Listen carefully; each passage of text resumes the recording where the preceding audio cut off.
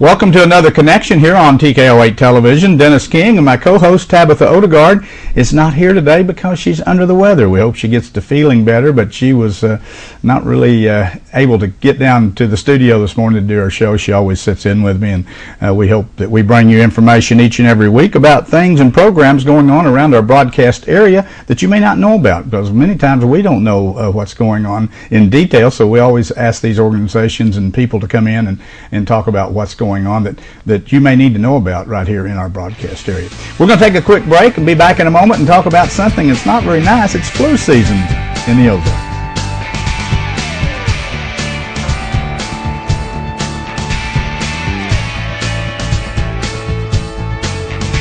Start spinning, twisting, and pumping into a healthy lifestyle 24 hours a day at the Fitness Club. With all of the best equipment and personal trainers, you're ensured a workout that's fun, effective, and motivating. At the Fitness Club, you can enhance your glow, relax your mind, and refresh your body all in one convenient location. So what are you waiting for? Start spinning, twisting, and pumping your way into a new you today. Enhance your lifestyle and reach your goals at the Fitness Club, Highway 6265 North in Harrison. Dental Creations on the Square in Harrison is the go-to place for all your denture services. We know how to get good results.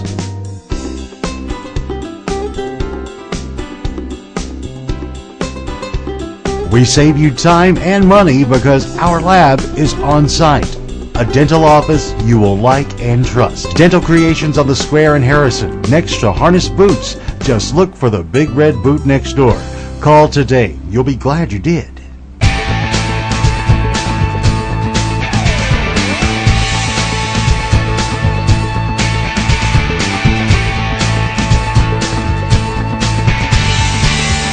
Back on Connection here on TKO8 Television, and our first guest in the studio today is from the Boone County Health Unit, and it's Tammy McCutcheon. Tammy, thanks for coming in. I thought about you not because of the flu season, but each year we usually try to have someone, and since you're in charge out there, come in and talk about. First, we'll end up talking about our immunization clinic that you do every year, but maybe just.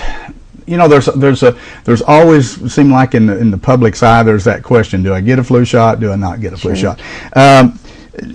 What are some of the symptoms of the flu that maybe we should be aware of? Maybe some of the symptoms of the flu we're not limited to are fever greater than 100 degrees, chills, body aches, fatigue, respiratory congestion, and then in some cases diarrhea and vomiting. Right. Now, really though, the flu not necessarily. It's just in the fall and winter. I guess you could get the flu anytime, but it's more prevalent at this time of the year. Yes, and that's why they choose to vaccinate this time of the year. Okay. With the flu, Dennis, the seasonal flu, it's a sudden onset. You could go to work feeling fine, and by noon you're sick and ready to go home. It's sudden onset of the flu. Of the flu.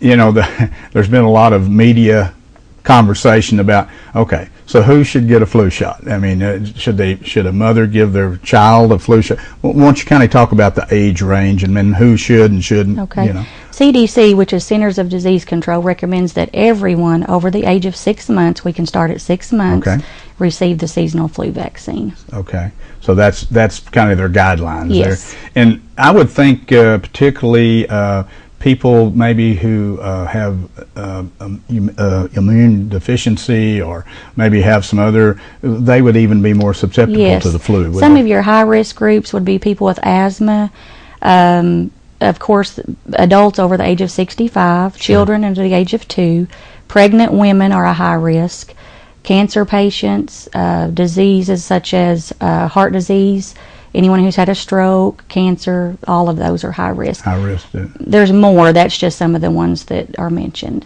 Now, I know I think you've already gotten started, kind of getting off subject just a tad, but you are doing the schools in Boone County. Yes. I know what's going right now going on.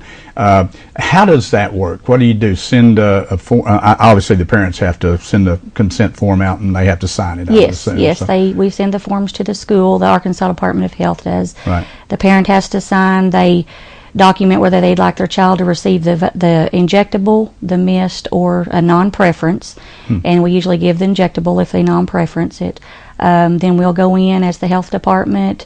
The nurses at the schools are excellent in helping us set that up, get it organized, and we try each year to increase our numbers at the school. We're hoping, and so far this year we've increased in 2 of our schools, so that was good.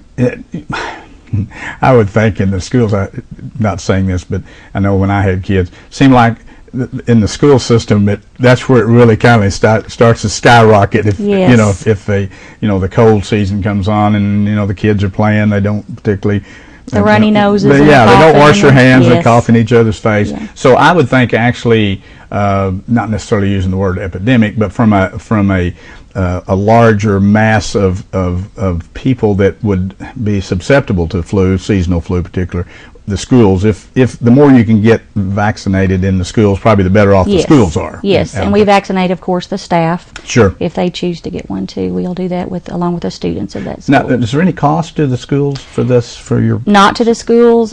We do ask that the parents document on the back there's a place for Medicare, Medicaid, or private insurance. Okay, so that they just put on there. Okay, I Yes. see. Every year they talk a little bit about, and just tell me what you can tell me on this.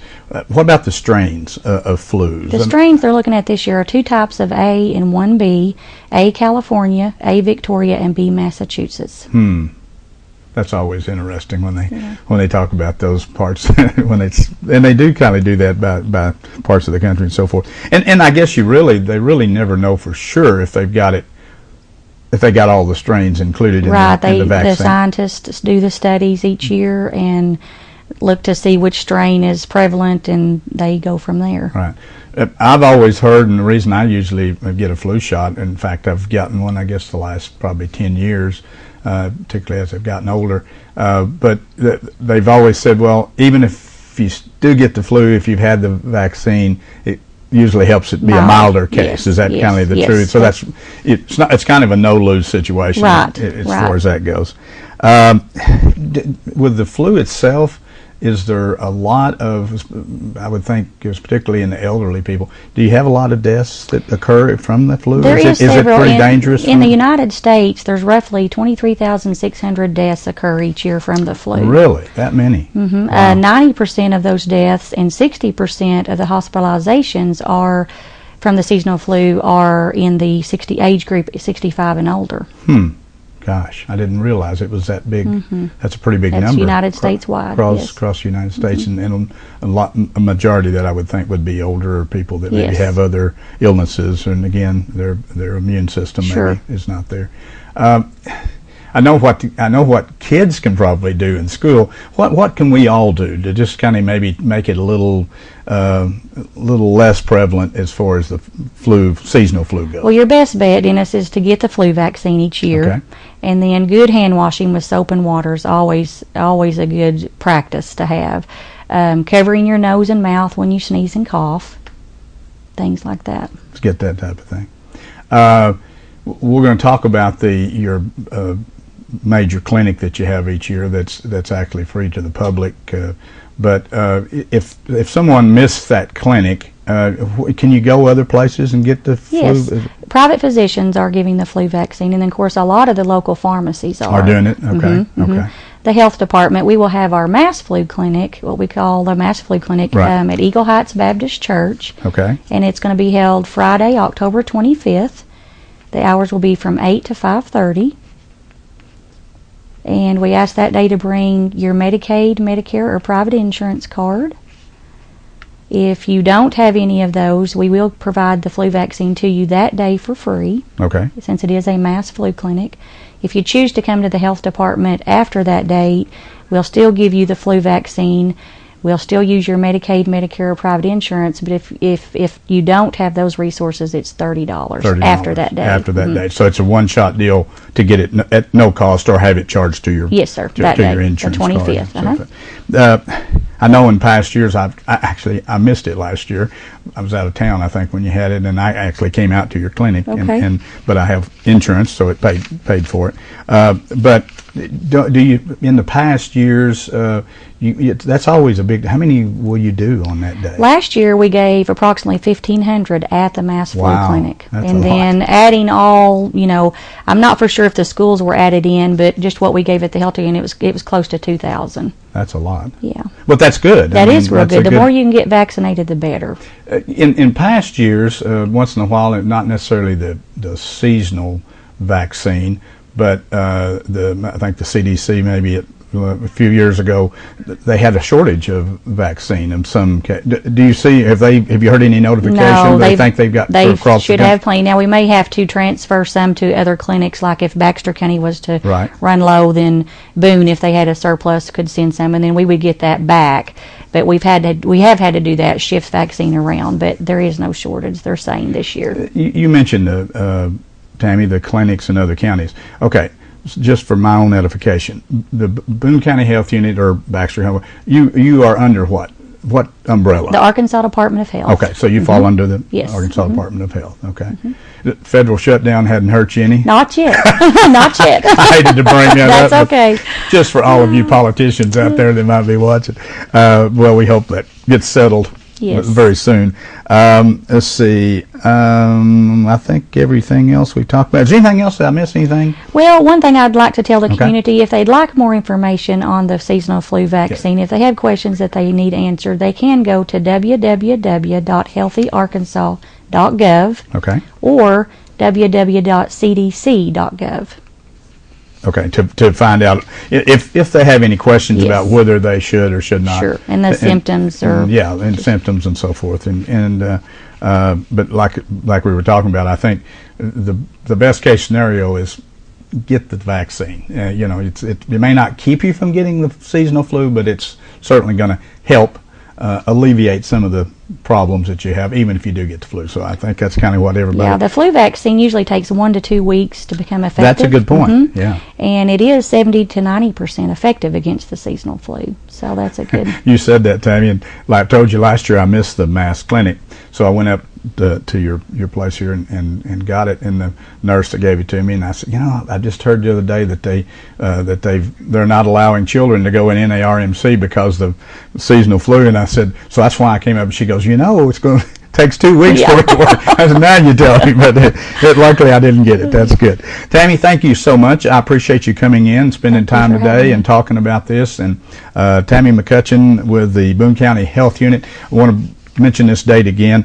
Friday, that's October the 25th from 8 a.m. until 5:30 p.m. be at the Eagle Heights Baptist Church here in Harrison. An opportunity for you to go get the vaccine. If you have Medicare, Medicaid, make sure you take your card with you and identification. And also, if you have any private insurance, make sure you take your card with you. Other than that, it is free of charge for that day only, and it'll cost you $30 if you go after that point. So go out and get your vaccine for the seasonal flu, and that'll probably help a lot of people out, because the more people get it, the more spreading, the less spreading the flu virus around. So, and I'm glad you came today, and hope everything's going good. I know you're busy out there, especially this time of the year with all the schools programs and getting ready for this.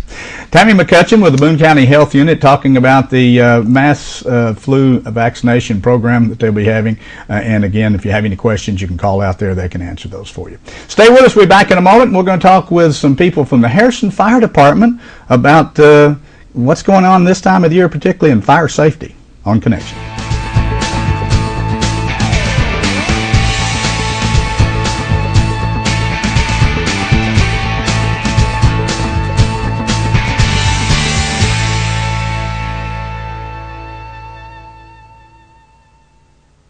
Harrison, Arkansas, a town where business is personal.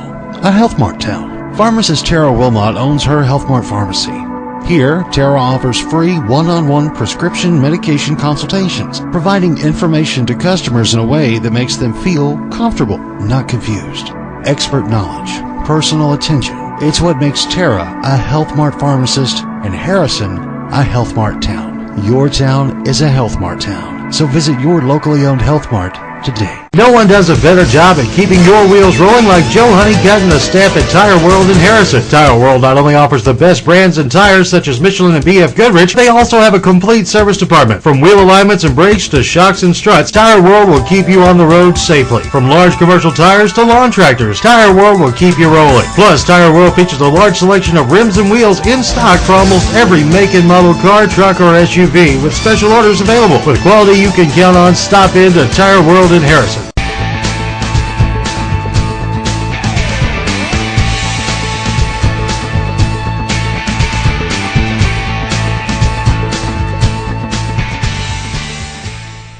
Back on Connection here on TKO8 Television, Dennis King and my co-host Tabitha Odegaard under the weather today. She couldn't make it in. Hope she gets feeling better. Be on the show next week, I'm sure. But we have two gentlemen with the Harrison Fire Department with us today, Mark Lowry and Clint Nichols. You notice I said gentlemen? It's been nice. Well, appreciate you guys being in. Always good to see you both. And I know you're very busy.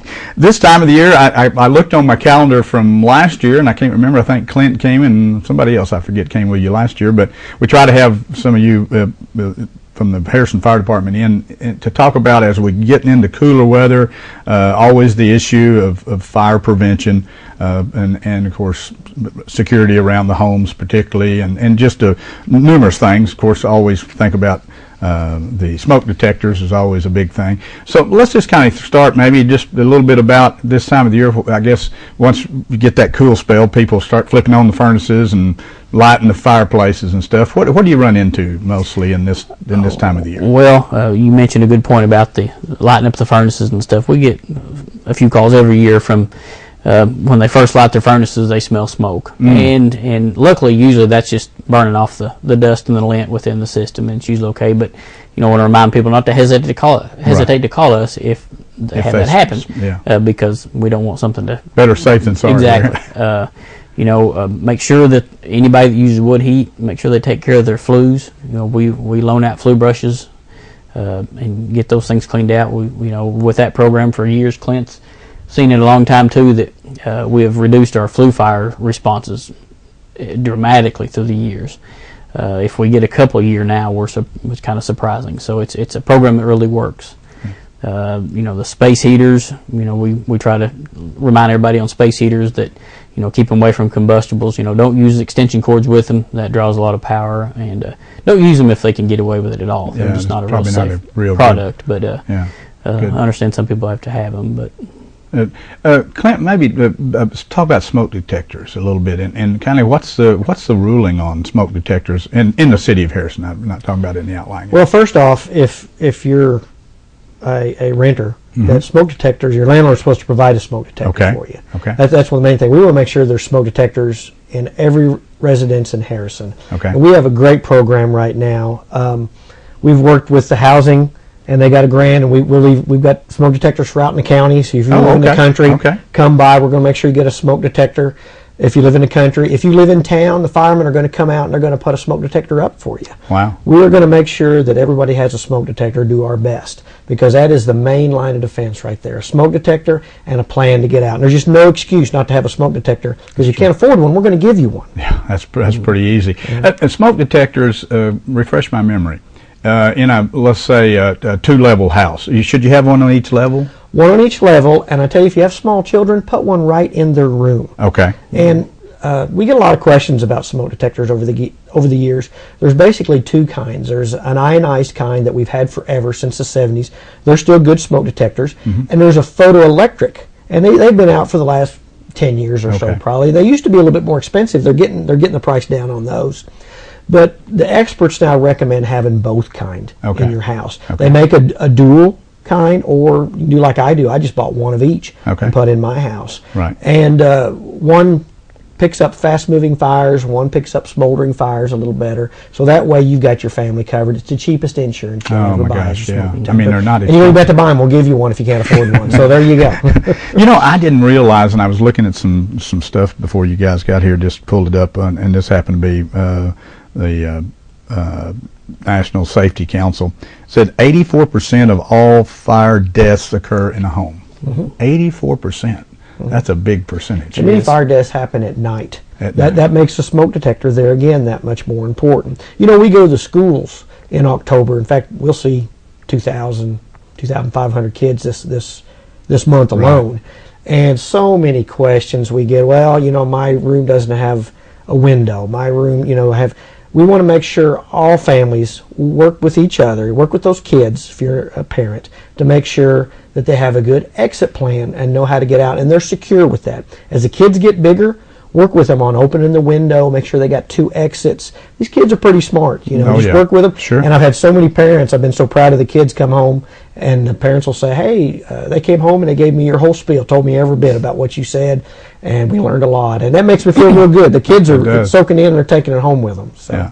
Speaking of that, I always get a kick out of your characters that you have that you take out to the kill. You might talk about that a little. And then you still have your smokehouse that you use? Absolutely. In fact, we're going to work together with Nita Cooper out of the Extension office out there, and we have farm safety days. Kids from all over the county, and we have a little house on a trailer. Mm-hmm. We smoke it up. Not just me that does it, not just me and Mark. It's all the guys chip in, and they teach kids to crawl under the smoke, teach them an exit plan, and the kids really like it. And they seem to really, work with it and take it home. We hear a lot from the parents. Yeah, so we want to make sure those parents are receptive to that. Take this time to go ahead and work with the kids and get an exit plan for your home. Yeah, and the kids remember that kind of thing because it's a fun thing. You're showing them something that's fun, and they retain that better than just a grown-up standing up there talking. Exactly, and that's a lot of the premise behind having Sparky the suit, and then the Pluggy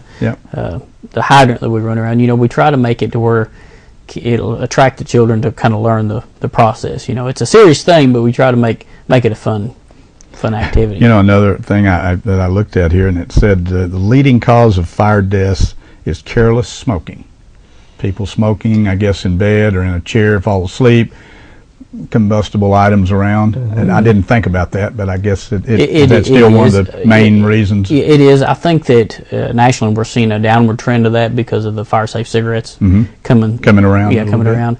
Unfortunately in Arkansas, for years, and I can't remember how far back, we've stayed in the top 5 of fire deaths per capita in the nation. Wow. And that's why us here in the city, we really want to push fire safety and like Clint said, smoke detectors and ways out of your home, because we don't like being the top of that list. No, that's not something you want to be leading the nation in. And that, I know many times, and I've had this happen to me. I mean, I'm sure many of you out in the audience have had this happen at some point in time.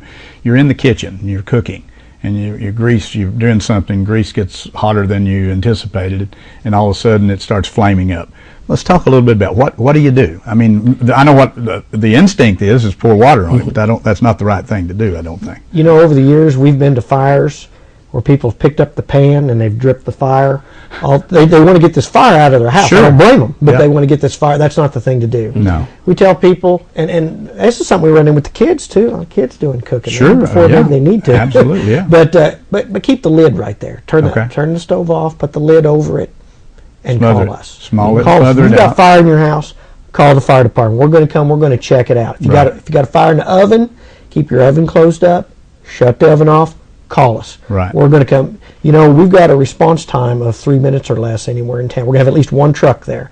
Wow. So utilize that. Mm-hmm. So we're there to check it out. And once you cut off the combustible part, then not necessarily it's going to be out, but it's going to start to maintain a little bit. You're going to starve the fire. Yeah, starve it down a little bit. What about, we're not into the season, we're kind of going to tail end, although people like myself, I cook out all the time. What about barbecue grills, like out on a wooden deck? Maybe you're using charcoal or something in the... Well, of course, we try to discourage everybody as much as possible to do anything like that around combustible areas. Yes. Keep them from underneath the overhangs of the houses. Those kind of things. In apartments, even in apartment buildings where they have a deck directly off their apartment, they're not even allowed to have charcoal grills or any kind of grill on the deck, on those decks, because of that reason. Sure. There's just not enough clearance around those kind of things. Do you still get people that, I'm sure you do, that I don't have any lighter fluid. Here's some kerosene or gasoline. I'll just start the grill with that. That's not a good thing. No. Anytime you try to use gasoline, specifically gasoline, it's so explosive. Not only flammable, it's just explosive. Those vapors come off there and you light them and they come back on you and burn you. So Yeah, we don't want people to Don't do do that at all. Fire extinguishers recommended, I guess, if you can afford one, and they're not real expensive, but maybe have one at least in the kitchen, maybe, or somewhere in the house. Well, that brings us to another good point. Okay. Don't put it right next to where you think the fire is going to be. People do that, and I can see why they think that will be right here close. You know, put it just a little distance away where you could be away from it, not next to the stove. Don't put it next to the stove. I got you. But you know, put it a little ways away. And if it's over 10 years old, it's probably time to start looking for a new one. You know, if it's not one you refill, which most of them aren't. Most of them are the disposable. You know, go down to the hardware store, Walmart, Dollar General, and buy you a new one if it's over 10 years. Any of the stuff that's over 10 years old is probably time to start looking at getting a so new that's one, kind of a good gift for the holidays. Yeah, so, and that's so that 10-year factor is kind of a good point to say it's time to replace it. It is. You know, in commercial buildings, the code requires them to be checked annually, and for that reason, they check them to make sure the stuff don't settle, the powder in them don't settle, and that they're charged. And you know, make sure when you've got one to at least sometime yearly, at a minimum, to look at the gauge and make sure the gauge is charged and it's ready. You know. Don't just assume it's going to be ready and then it not work. And then go and do it. Right. Dennis, another thing I want to bring up is on the smoke detectors. We want everybody to make sure they've got a good working smoke detector, but check with all your friends, family, and loved ones. You know, we run into elderly people that never had them maybe, and they don't think about it. So if you have elderly relatives, make sure they have a smoke detector. I just replaced the batteries in my mom's smoke detector the other day.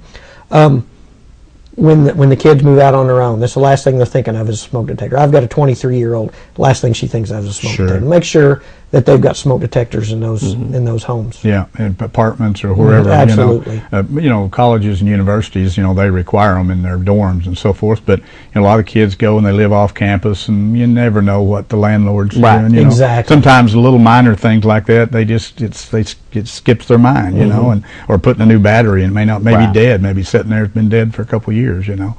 So really is electrical fires. I know you make sure you don't put any electric heaters next to your drapes and so forth. Is a big deal, but I don't know if that's as big of a deal. Make sure your breaker boxes don't have any. When you open them up, there's an open hole. Yeah. Cover them with a dummy breaker. They make things you can put in there. You don't want to get somebody's finger in there. Right. So, and you know, you're in the heat. Well, I say heat of battle, heat of the fire. You know, when you got a fire in your house, you're going to run out there, shut the breaker off. You don't want to get your finger in there. So, So that way you'll protect. We got a couple minutes. Did I miss anything? Anything that you guys want to mention as we come visit the firehouse?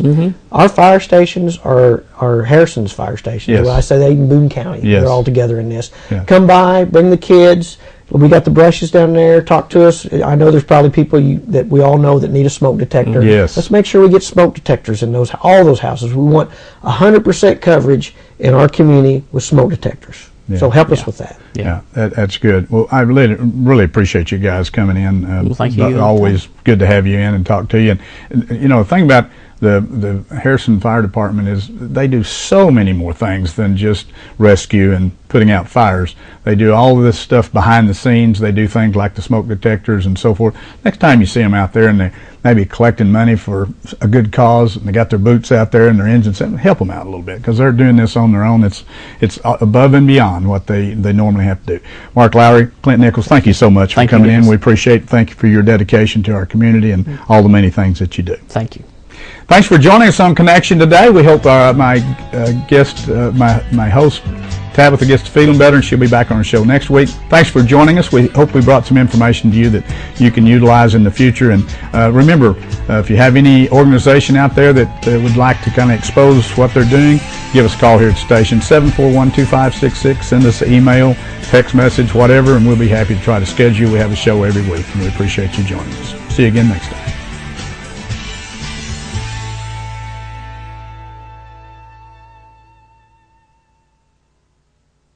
Harrison, Arkansas, a town where business is personal. A Health Mart town. Pharmacist Tara Wilmot owns her Health Mart pharmacy. Here, Tara offers free one-on-one prescription medication consultations, providing information to customers in a way that makes them feel comfortable, not confused. Expert knowledge, personal attention. It's what makes Tara a Health Mart pharmacist and Harrison a Health Mart town. Your town is a Health Mart town. So visit your locally owned Health Mart today. Do you own a car or truck with less than 150,000 miles? Has your factory warranty expired? Then you need an extended vehicle protection plan. It's easy to qualify, and each plan is personally customized. If you own a car, truck, or SUV, eventually your car will break down. Repair bills could cost thousands of dollars. You won't have to pay for the repair bills up front and then wait to be reimbursed. If your car is over 3 years old, it's easy to qualify. You choose